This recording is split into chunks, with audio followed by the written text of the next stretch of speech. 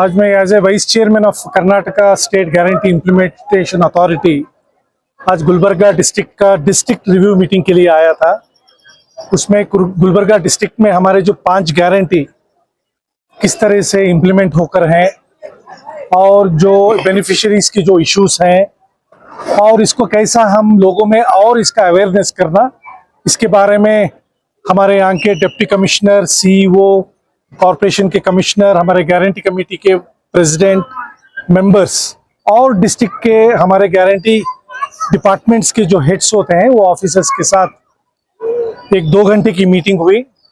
उसमें मुझे ये बोलने के लिए खुशी हो रही है कि गुलबर्गा डिस्ट्रिक्ट में हमारे गवर्नमेंट के 5 गारंटीज जो हैं 96% इम्प्लीमेंट होकर है और 3-4% का जो इशू होता है वो एप्लीकेशन में गलत नाम लिखना या कोई टेक्निकल इशू, केवाईसी का इशू, ऐसा कुछ है, वो भी 1 महीने के अंदर इंशाल्लाह हमारी ये कोशिश है कि हमारे 5 गारंटियां 100% इम्प्लीमेंट हो।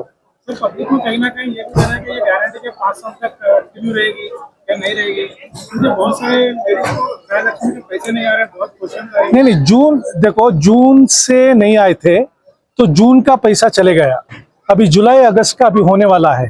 वो एक थोड़ा टेक्निकल इशू था इसलिए पेंडिंग था, ऐसा नहीं कि गारंटी खड़ने वाले हैं, क्योंकि हमारे जो चीफ मिनिस्टर है सिद्धरामैया साहब क्लियरली हमारे विधानसभा के असेंबली के अंदर और असेंबली के बाहर ये क्लियर मैसेज देकर है कि किसी हालत से ये गारंटी नहीं खड़ने वाले हैं और ये गारंटीज के लिए जो भी फंड्स है वो रिजर्व्ड है।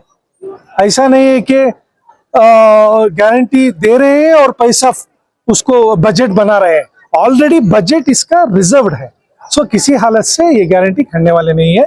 इस गारंटी से हमारे कर्नाटका के 4 करोड़ 20 लाख लोगों का फायदा हो रहा है, इसमें से डायरेक्टली और इनडायरेक्टली 4 करोड़ 20 लाख लोग इसका फायदा उठा रहे हैं।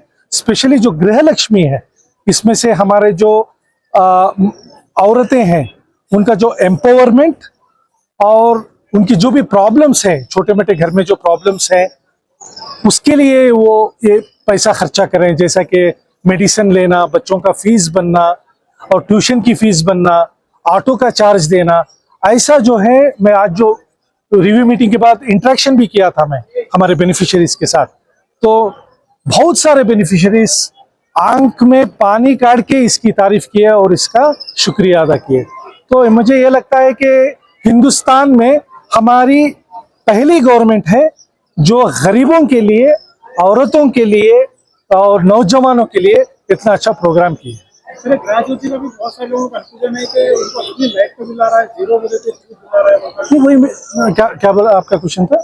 ग्रेजुएटी का जो स्कीम चल रहा था वो बिल 0 बोले थे 200 यूनिट, फिर भी बिल आ रहे हैं लोग, उसमें भी कंफ्यूज है सर, उसके बारे में। नहीं, ऐसा मैं बोल रहा हूँ ना, मे भी 1-2-3% ऐसा रैंडमली कुछ ऐसे इश्यूज रहेंगे।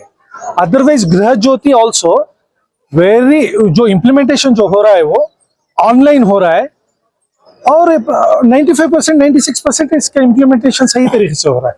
मे बी 1 या 2 कोई केसेस ऐसे रहेंगे शायद। तो वक्फ बोर्ड का इशू जो चल रहा है उसके बारे में क्या कहेंगे? ये जो वक्फ बोर्ड अमेंडमेंट का बोल रहे हैं आप? अच्छा, ये जो वक्फ बोर्ड का अमेंडमेंट है, I don't call this as a amendment.